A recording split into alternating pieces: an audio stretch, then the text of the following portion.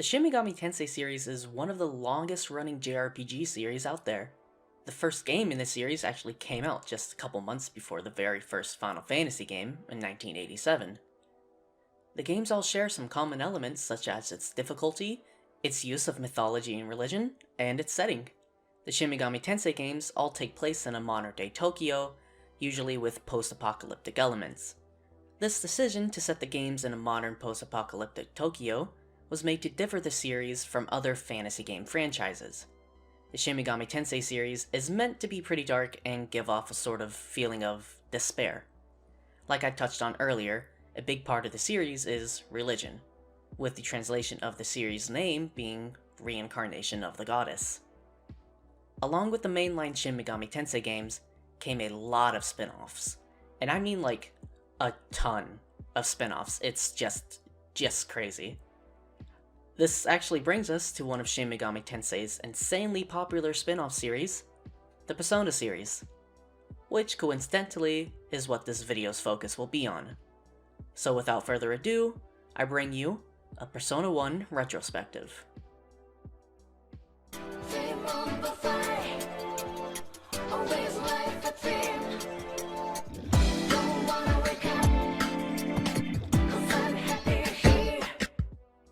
Now I know what you're thinking.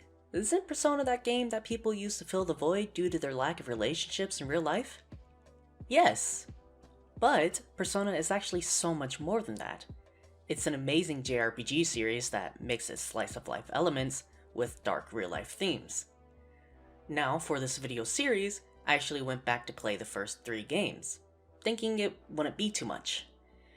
God, was I wrong? These games are legitimately long as hell. I swear when I was playing these games, I was in high school more than when I actually went to high school. Speaking of high school, the first game in the Persona series actually came to be as a result of the popularity of a high school setting in Shin Megami Tensei If. This first game is called Megami in Bunroku Persona, or Revelations Persona, or Shin Megami Tensei Persona. Now, as a preface, I will be going over the PlayStation Portable version of the game, simply because it was more accessible to me and it gave me access to the alternate story route. The game begins with introducing you to some important characters who will become your party members as the game progresses. First, you have Nanjo, the heir to his family fortune. He means well, but he can seem kind of rude and aggressive. He has a special bond with his butler who raised him rather than his parents. Then we have Masao Inaba, also known as Mark. He's the kind of troublemaker of the group, and he shares a rivalry with Nanjo. Now, there are some weird localization changes concerning Mark, but I'll touch on those later. Ellie is the typical popular girl character who aspires to be a model in the future.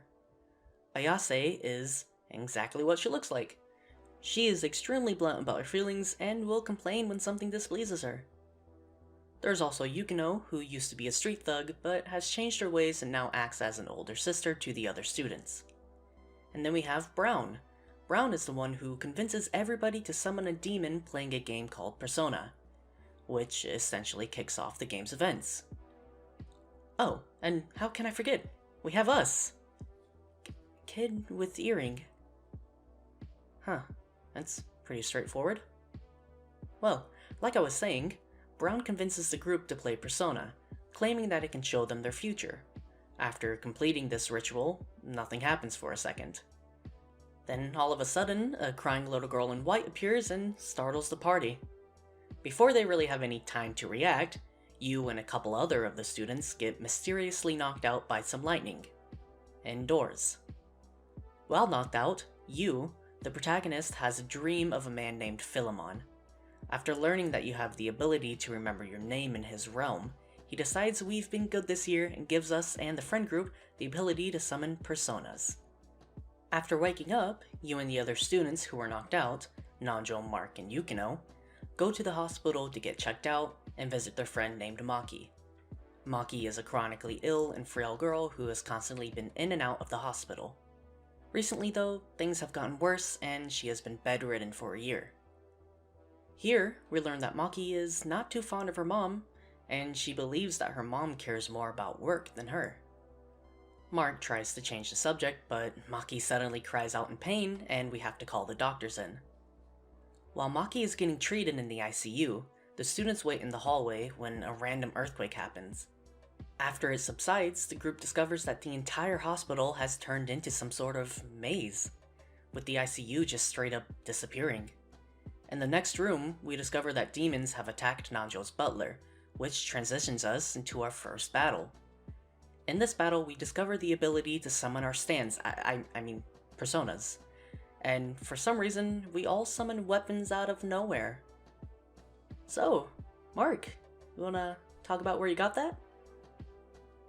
After this battle, we manage to run into Ellie.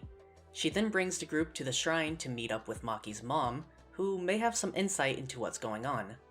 Maki's mom describes that she works for the Sebek Corporation, and was tasked to work on something called the Deva system. This system was used to change reality, and is the cause of the earthquake and the sudden appearance of demons in the hospital.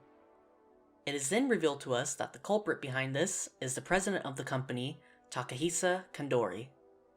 After learning this, we go back to the school, and discover that Maki is all of a sudden better and walking around. Her personality also seems to have changed completely. And here's where the story of the game splits in two. The main route is the Sebek route, which involves the protagonist, Maki, Mark, and Nanjo's attempt to stop Pandora's experiments. With this route, your fifth party member is not completely set in stone. In fact, you can practically choose and decline whoever you want to be in your party. Each party member is fairly easy to obtain, besides for Raiji. If you are not playing this game with a guide, I swear there is no freaking way that you will even know he is an obtainable party member, because the steps to get him are so needlessly hidden. As a short explanation, at the beginning of the game, you have to go to a certain classroom to even start the encounter with him. Then you have to follow him to an abandoned building to continue. Now, besides the confusion of attaining Raiji, I really do like the option to choose your fifth member. It makes each playthrough of the game different and adds some replayability value. Now in terms of gameplay, when you go into a dungeon, you are greeted with possibly the worst first-person dungeon crawling movement ever. It moves too fast and it really hurts my eyes. Now, don't get me wrong, you get used to it after you play for a while, but it never really makes you feel like you're moving at light speed. Navigating these dungeons is pretty straightforward. It's just a simple case of going straight and turning when you need to. I'm kind of embarrassed to admit this, but it wasn't until this replay of the game that I noticed you can actually sidestep while walking if you use the triggers. This makes navigating the dungeons quite easier, because sometimes turning is kinda bad. Now you'll be spending a lot of time in dungeons, and with these dungeons come a lot, and I mean a lot, of random encounters. So, with this, it's pretty important to know how to take care of these encounters efficiently. When in an encounter, you have a menu with many options. You choose all the actions you wish for your characters to perform, then after the party's turn, it's the enemy's turn. And it repeats. Pretty simple turn-based RPG combat. In terms of combat options, the basic attack option makes your character use their melee weapon. It is important to remember that the position of your character actually matters. When using a melee weapon, the enemy absolutely needs to be in the range of your character. Another option for combat is the shoot option. If you couldn't guess, you obviously use your ranged weapon to attack the enemies. Ranged weapons have better range than the melee, and you can use your guns from wherever your character is placed. This also raises the question of how the hell did these high schoolers get guns? What is this, America? You also have access to the skill option that has all of your attacks that come from your persona. With this, you only have access to the skills of your currently equipped persona. Using a skill also costs SP. When you use your persona can rank up. Ranking up increases the persona's stats and teaches them new skills. Obviously, when you get a persona, it is important that its affinity is good for the user. The better the affinity, the faster they rank up. If you've played the more modern Persona games, you would know that only the main characters are the ones who can use more than one persona. While in Persona 1, every character can use multiple personas. This allows you to choose the personas that best fit their affinity, which makes for a better battle experience. Now, I do have a couple critiques on the gameplay. A staple of SMT and Persona is the fusion of personas/demons. In order to fuse personas, you need their spell card. You can combine these spell cards in the Velvet Room to obtain new personas for yourself or a party member. You obtain these spell cards by doing quite possibly the most infuriating mechanic in the whole game: negotiation. Each demon you encounter has a different personality type, and these personality types determine which negotiation options you need to select in order to persuade them to give you their spell card. But there are way too many options to be able to remember how to persuade these little fuckers. So, you guess and guess until you get pissed off enough to look up a negotiation guide. And no, yeah, it's so confusing, even the guides manage to mess it up. Now, the battles aren't necessarily difficult, but the goddamn encounter rate is too high and you run into enemies every 5 steps. So that results in you just ending up in a hell loop of the battle theme.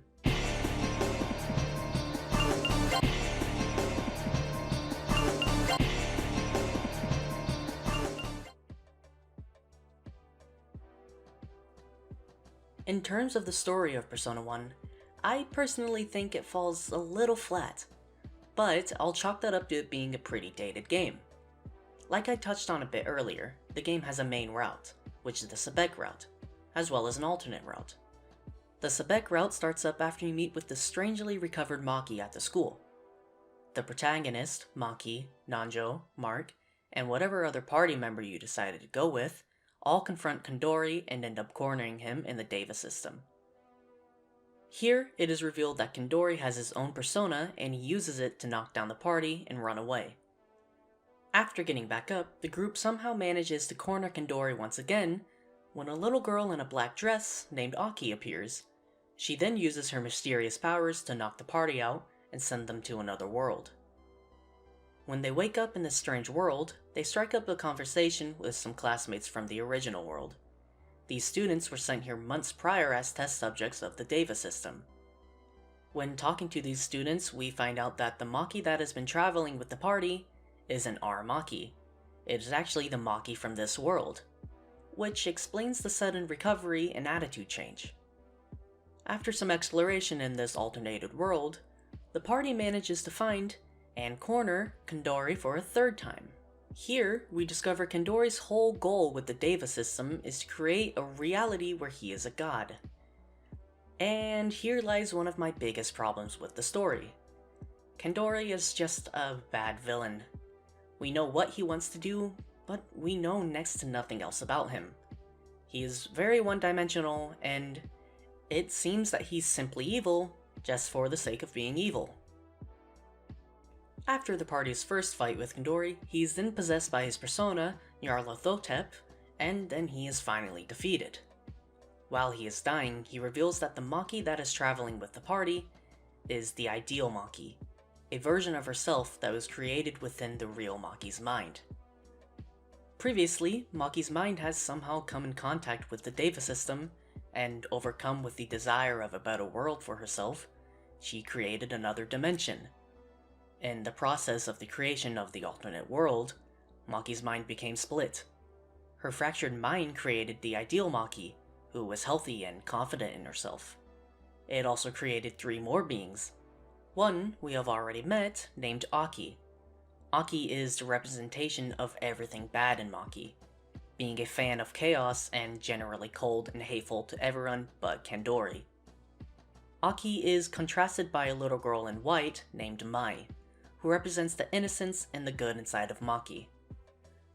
Then there is Pandora, the personification of her nihilism. This is the part of Maki that wants to use the Deva system to destroy everything. After Maki finds out that this whole world is born from herself, she begins to blame herself for the actions of Aki.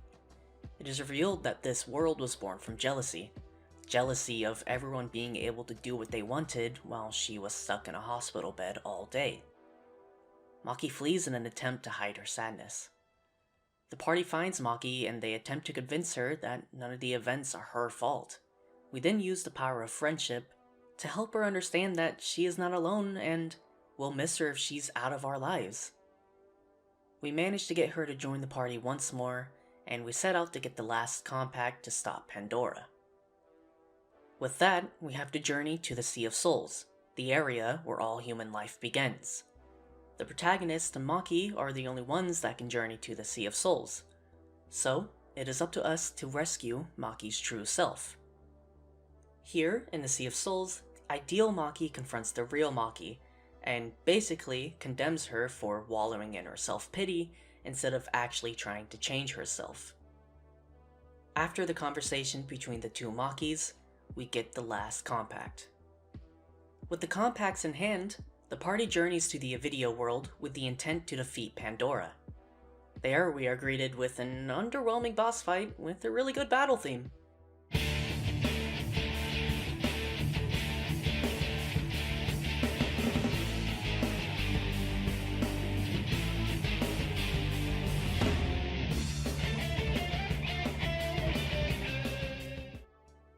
After successfully defeating Pandora, all of the pieces of Maki begin to merge back into one. We all start to fade away, but right before us, the main protagonist fades away. The ideal Maki kisses us on the cheek and confesses her love to us. Since ideal Maki isn't real, she has to stay in this alternate world. Back in the real world, the effect on the town begins to reverse, and months later, the real Maki is restored to full health and is able to join us for graduation. And that's it for the main route of Persona 1. But, like I said in the PlayStation Portable version of Persona 1, we have access to the originally Japanese-only route. But before that, I want to talk about a major theme that you may have noticed throughout Persona 1. It's the butterflies. Like, everywhere. There's one even painted on Philemon's mask. I feel the reason for these butterflies is to convey the theme of maturation and rebirth as your true self. And you can see this through the Sebek route in Maki. She is dominated by these negative emotions and jealousy, and throughout the story she grows and matures, which results in her becoming healthy at the end, and being her true self. Now, am I perhaps reaching on this interpretation of the butterfly theme? Maybe, but whatever. This is my video. Jerk.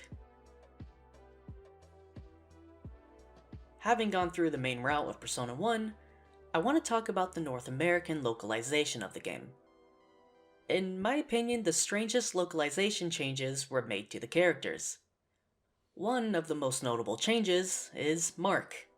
They completely changed his race in an attempt to make the game more ethnically diverse.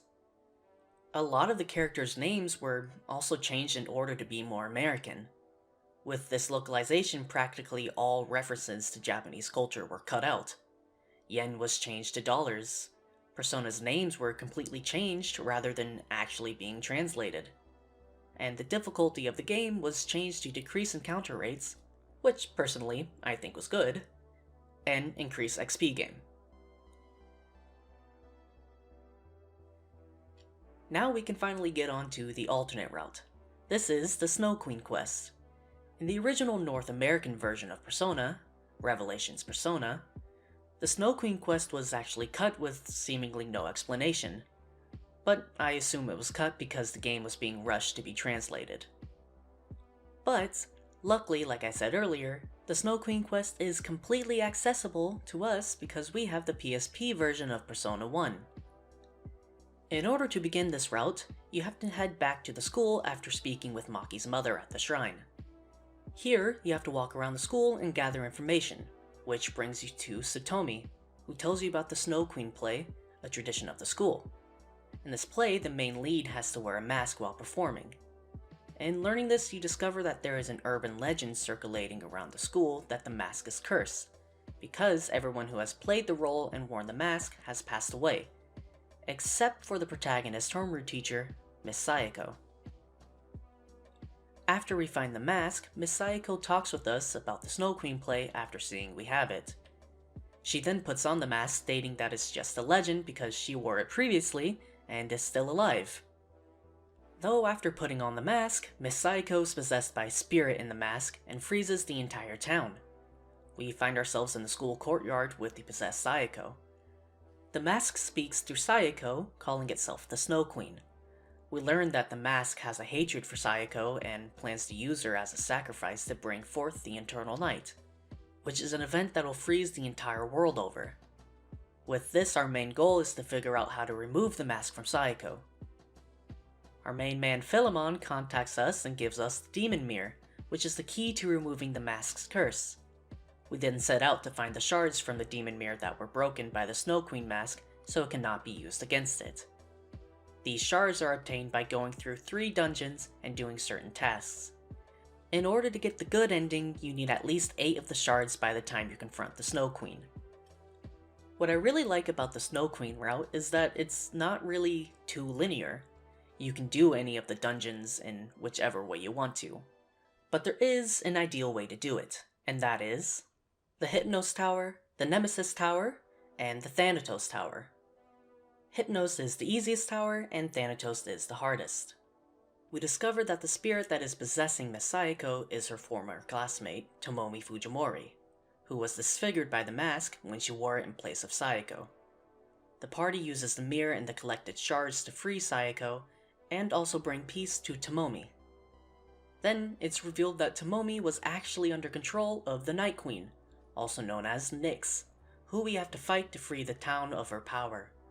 After defeating Nyx, the game ends with the party heading to the Sebek building to help with saving Maki. And that just about does it for Persona 1. I really want to thank you all for watching this video, and if you want to hear about Persona 2, stick around for my next video. See you later! What's up everybody? Welcome back to the second episode of my Persona Retrospective series. In the last video, I talked about Persona 1, the beginning of one of Atlus's biggest series, the Persona series. Persona 1 was actually received really well by fans and it sold a ton of copies. So, naturally, 3 years later, Atlus released Persona 2 in 1999. But it was only released in Japan. Persona 2 is actually a duology, with the United States originally only getting the second game in the duology, Eternal Punishment. North Americans did not get to play an official translated copy of the first game in the duology, Persona 2 Innocent Sin, until the PlayStation Portable re-release in 2011, which is the copy of the game that I will be using for this video. I actually first came across this game after playing Persona 4 Golden for the first time on my PlayStation Vita. Obviously, it was a lot different from Persona 4, but I found myself really enjoying this game. I actually think this may be one of my favorite games in the Persona series. Now, with Persona 2 being split up into 2 games, I will be covering each of these 2 games in 2 different videos. I'm also gonna give a very bare bones explanation of the story, because I feel you should all play this game for yourself and experience the true masterpiece that Persona 2 is. But it's about time I stop rambling in this little intro section and get into a Persona 2 Innocent Sin retrospective.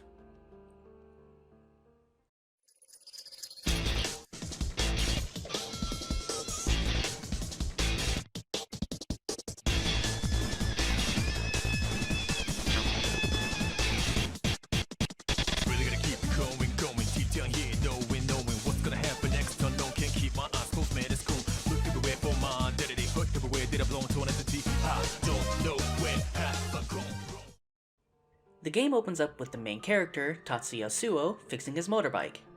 Here, we can already see a difference between Persona 1 and 2, with the main protagonist actually being named.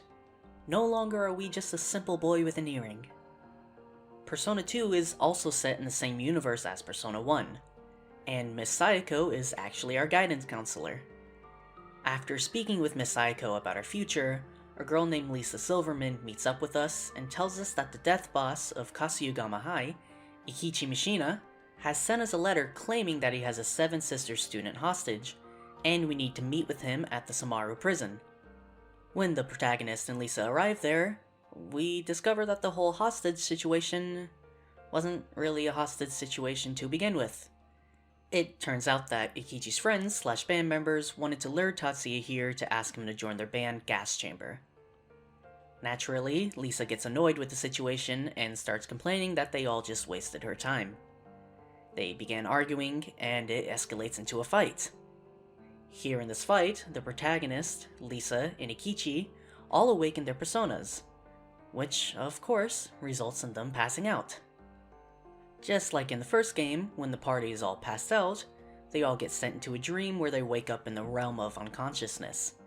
And here we meet a newly designed Silverman. And let me just say, he is looking good. Here, Silverman explains to us what personas are. He also says that there is something that threatens our very existence. On top of that, he says that there is a strange phenomenon occurring in Samaru City. The party learns that this strange phenomenon is that rumors have the ability to become reality. After waking up, the party becomes pretty skeptical about this dream. So they decide to test out summoning the Joker. The Joker is a being who appears before anyone who calls him and grants wishes. You have to tell the Joker your wish, and if you fail in this, he steals your ideal energy and you become shadows. In this ritual, Ikichi's friends fail and have their ideal energy stolen, and they become shadow men.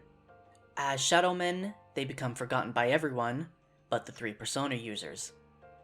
Instead of making us become these shadow men, Joker tries to kill us as a revenge for a past sin that we supposedly committed, but none of us remember. When the Joker realizes we have no clue what he's talking about, he decides to spare us. For now. The group decides to investigate the Joker situation, and they head back to Seven Sisters High School. Here, the group discovers that the school emblem curse has come true, and the principal has been seen along with a masked man. While investigating the school emblem curse, the party comes across 2 others who are also looking into the curse. One of these people is actually Yukino from Persona 1, and the girl with her is a person named Maya Amano. Before we can really introduce ourselves much, demons burst into the room, and it transitions the party into a battle. Here we learn that Yukino is still able to summon her persona from the first game, and Maya seems to be pretty familiar with her persona as well. After this little battle, we figure out that Maya and Yukino have the same goal as us, so they decide to join our group. Maya also believes it can help her find out why she became a persona user. In an attempt to stop the school curse, we have to break all the clocks because they have the school emblem on them. After breaking all the clocks in the school, we find out that there's one more, the clock in the clock tower. So, we get the key from the janitor, and we make our way to the clock tower. Once we get there, we see that Principal Hanya and Joker are already there. Joker escapes and we have to fight the principal. After beating the hell out of the principal, the emblem falls and he escapes as well. And that's just about the basic setup for the plot of Persona 2. We are introduced to a ton of characters and the main villain from the get-go, which I actually kind of like. Their introduction basically tells us what we're in for, even if it feels kind of like an exposition dump. Let's actually go over who we've been introduced to in this beginning sequence. The first party member we meet is Lisa Silverman. She's a quote-unquote friend of Tatsuya. Lisa is a Caucasian girl who was raised in Samaru City, and she has an obsession with martial arts movies. She has a very, very obvious crush on Tatsuya, and whether you reciprocate these feelings or not, well, you can make that decision later in the game. It is also important to note that part of her personality comes from her getting heavily bullied back in school due to her blonde hair and blue eyes. Next, we meet Ikichi Mashina, and like I said earlier, he is known as the death boss of Kasuyagama High. He is presented as a flamboyant and narcissistic person, but his character is so much more deep than that, and I will go over that later in the video in my character analysis section. Ikichi and Lisa actually have amazing interactions throughout the game, and it just makes me love their dynamics so much. The next party member we meet is the best girl, Maya Amano. Maya is famous for her positive attitude, and she often takes on the role of leader throughout the game. She works as a reporter for a teen magazine, which is why she is investigating the School Emblem curse over at Seven Sisters. Last but not least, we have our main girl Yukino from Persona 1. In Persona 2, she is holding on to the memory of Miss Sayako and how she saved her from a life of crime. She wants to walk in Miss Sayako's shoes and stop another student from going down the same path she almost went down. Now, that's kind of a bad explanation of her character because she's obviously much more than that. But if you want to know more, you should see my Persona 1 video for a better description. Now, in comparison to Persona 1, the party members that you go with throughout the game are actually set, and like I said, you're introduced to them right off the bat. Which, once again, I really like. Persona 1 majorly suffered from underdeveloped characters, with basically the only party member having any big development being Maki. What I really like about Persona 2 is that the characters are all pretty fleshed out, and there's a big focus on the relationships the party members have with each other. The interactions between characters are just amazing. Now, the game may be pretty dark at times, but these interactions add just the right amount of comedy and fluff, which kinda results in making these party members feel like they're actually your friends. Persona 2 is a major step up from Persona 1 graphically. Walking around dungeons has changed from the eye-hurting and confusing first-person perspective to an isometric third-person perspective. And let me just say, I absolutely love this visual style. The mix of 2D and 3D sprites complement each other perfectly. It really is a great example of a classic PS1 JRPG.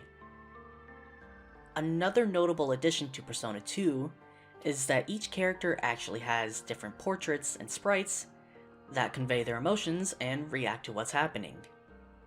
This is a great addition because it adds even more emotion to the lines the characters are saying, because you can actually see their expressions. Now, in terms of dungeon designs, it's also another step up from the first game. The environment of these dungeons actually have better designs, and they're not just textures painted onto a brick wall. The dungeon designs do very well in conveying the environment that you're in. Of course, just like the first game, you are going to have to deal with a lot of random encounters in Persona 2. Combat is turn-based just like Persona 1, but Persona 2 makes some good improvements on the battle system that I really like. My personal favorite is the removal of the grid system. Gone is having to worry about the placement of your character. Now, in all honesty, the grid system wasn't too big of a deal to me, but it was a minor annoyance when I just wanted to spam melee attacks. Instead of having to worry about placements, the big gimmick in Persona 2's battle system are the fusion spells. In order for a fusion spell to be performed, party members need to use specific spells in a certain order. For example, the fusion spell Heavy Rain can be performed if two characters use any water spell. Fusion spells are really just a matter of order as long as you have the required spells. A good part about the system is once you've used a fusion spell, you don't have to worry about remembering the order of attacks because you can just select it from a menu. Now, these spells may be a bit confusing to remember and pull off, but it's definitely worth it because of the damage they give off. And there is a guide out there, so if you plan on playing, don't try to gigabrain these, just look it up. After using a fusion spell, there's actually a chance that the persona used can mutate. The way a persona mutates mostly depends on its rank. If its rank is pretty high, it's more likely you'll get a more rare or more useful mutation. And sometimes your persona can even become a completely different persona if you go to the Velvet Room and select the mutation option. Speaking of the Velvet Room, I noticed that I completely forgot to mention what this place is in my Persona 1 video. Basically, the Velvet Room is a room that exists between dream and reality, and mind and manner, as described by the room's main attendant, Igor. In Persona 2, there are 4 people in the Velvet Room. We have Igor, who deals with managing your personas. Here you can summon personas or fuse personas. There's also Nameless and Belladonna. These are the two that you hear performing the song in the background of the Velvet Room. Last but not least, we have the Demon Painter, who is actually new to this game. The Demon Painter will become more important as you progress in the game, and I will explain what he does in just a bit. The ranking up system from Persona 1 is also in Persona 2. And it's important to note that fusion spells can rank up your personas faster.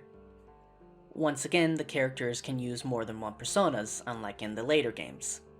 And it still sort of relies on the character's affinity with said persona. In Persona 2, there are 5 levels of affinity. Great reduces SP cost by 25% and gives a 12.5% chance of mutation. Good also reduces SP cost by 25%, but it only gives a 6.25% chance of mutation. Normal has normal SP cost and a 3% chance of mutation. Bad increases SP cost by 50% and only gives a 1% chance of mutation. And with the worst affinity, you just can't even equip the persona. Once again, the negotiation mechanic is back. But it is slightly better.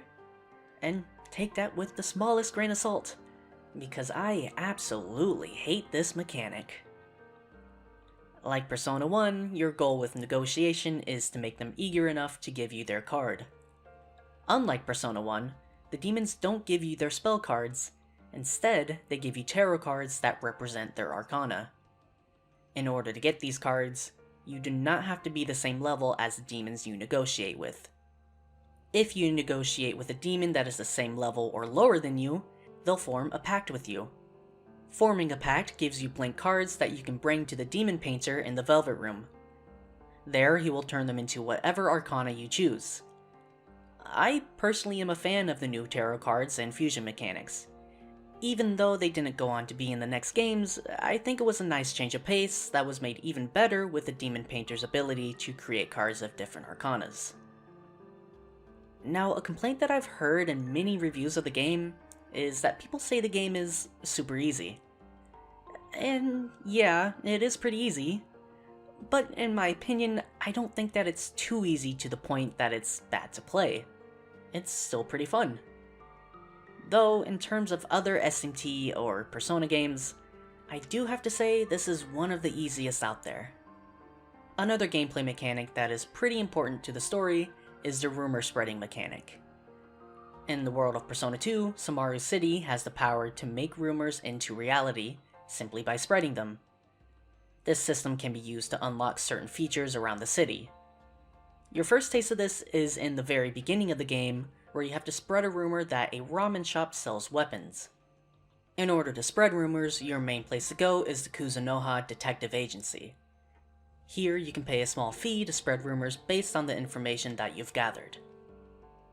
One of the major talking points of the Persona 2 duology is how amazing the story is. Persona 2 heavily relies on the characters and the relationship with each other and others. At the foreground, you do have your usual high school students have to save the world story. But in the background, you have a plot building around the characters. The main plot actually consists of the group attempting to take down a cult-like group known as the Masked Circle.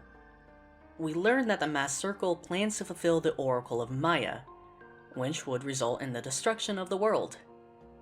Though it may seem like this group is just made up of random people who want to destroy the world, there is actually a pretty major connection between our party and them. But in order to understand this, we need a flashback to the moment when we first saw Maya and Yukino summon their personas in the principal's office. After they summoned their personas, Lisa and Ikichi both began crying for some strange reason. When Yukino asked the party if they've played the Persona game, Lisa and Ikichi seem shocked. Ikichi says he remembers having a dream of playing it when he was younger, but Lisa acts suspicious and kinda brushes the question off. Here we can kinda see Lisa beginning to put some pieces of the puzzle together. After receiving a message from Joker from Tatsuya Sudo, who is King Leo from the Masked Circle, Lisa begins to remember the sin that Joker first told them about at the beginning of the game.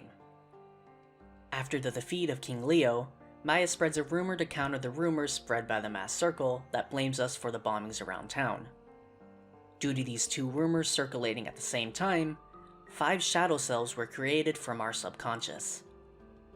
After that, Lisa tells us to meet with her at Elia's shrine, where she says she will tell us everything. And oh my god, does the story get super depressing here. So grab some tissues and get ready for this absolute roller coaster. We meet up with Philemon, who tells us to confront our past by going to the reflecting pools in Mount Iwado. Here we learn that Tatsuya, Lisa, Ikichi, and another boy named Jun all became friends at Elia's shrine.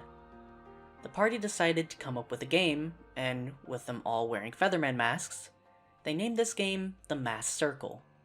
And after playing this game with each other a couple times, they meet up at the shrine once more and discover a girl praying. Lisa suggests that she join the Masked Circle. This girl in question will turn out to be Maya, but they don't know that yet. The group all looked up to Maya and treated her as a big sister. Jun even regarded her as a loving mother figure. It is because of Maya that the group all played the Persona game for the first time, which explains why we were all able to awaken our personas at the beginning of the game without performing the Persona game. Sadly, one day Maya had to tell the group that she had to move away. The kids were all so desperate for her to stay that in their innocence they locked her inside the shrine, believing it would help make her stay. Us, the protagonist, protested against it, so we were also thrown in there with her. It is here when the Elia Shrine arson incident occurred. A younger version of King Leo set the shrine on fire with Tatsuya and Maya locked in there. Tatsuya managed to escape, and he attempted to protect Maya, but he just ended up getting stabbed in the back by King Leo. Due to the sheer amount of rage Tatsuya felt, he awoke to his persona for the first time and burnt out King Leo's eye with it. After this incident, the group all believed that they killed Big Sis that night. But there was a shimmer of hope when they learned that there were no bodies found there. But of course, it caused some major damage to the children. Lisa and Ikichi both hid their masks away in Mount Iwado, and they promised to never meet up again.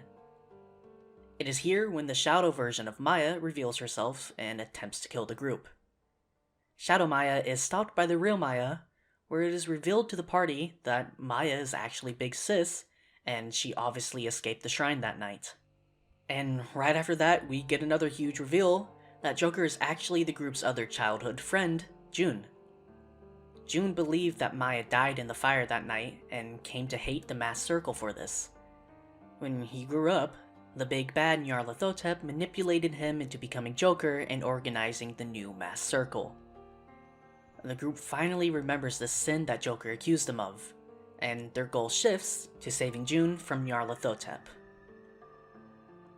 Now that we have gone through that incredibly depressing backstory, I believe we should all get even more depressed and talk about the themes that are present throughout Persona 2 and how they coincide with the characters' shadow selves.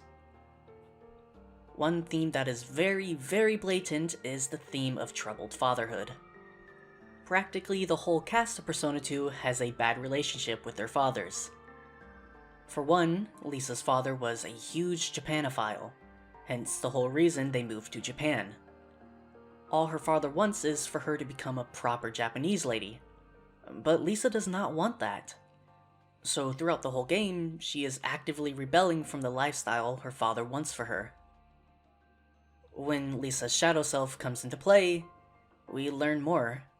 We learn that in rebelling from her father's ideal vision of her, Lisa began to experiment with hard drugs and started to trick men out of their money. Her shadow says that she was only following Tatsuya because she wants the same status that he has. Her shadow claims that she has always been a selfish girl, and Lisa doesn't deny that she's been selfish. But she does confront her shadow by saying if it was really her, then it would remember that her dream 10 years ago was to marry Tatsuya, her first love. And she says that even if Tatsuya does not return these feelings, she'll never stop loving him. And, you know, in all honesty, I really like Lisa as a character. Hearing all the things she's done just to stray away from her father's path just really makes me sad. Honestly, if this character was a real person, I would just want to give her a hug. And now, we move on to Ikichi. He has to constantly hide the person he is from his father. At home, he wears traditional clothes and acts respectful out of fear of his father's emotional abuse. Ikichi is very obviously afraid of his father, who wants him to become a traditional Japanese man and take over his sushi shop in the future. Despite Ikichi's narcissistic front, he actually has an incredibly low self-esteem. He puts on this character as a defense mechanism. It comes from a result of his upbringing and childhood bullying. As a young child, Ikichi was friends with a popular girl from his school, Miyabi Hanakuji. Other students were incredibly jealous of this friendship and bullied him for being overweight. They said that Miyabi will never love him back simply because of his weight, which sadly led to Ikichi developing a pretty bad eating disorder. Now, Miyabi is actually the girl that was kidnapped by Ikichi's friends at the beginning of the game. She gained weight to make Ikichi not feel so alone. Ikichi doesn't find out that she was his childhood friend until an incident where she was kidnapped and taken to Club Zodiac.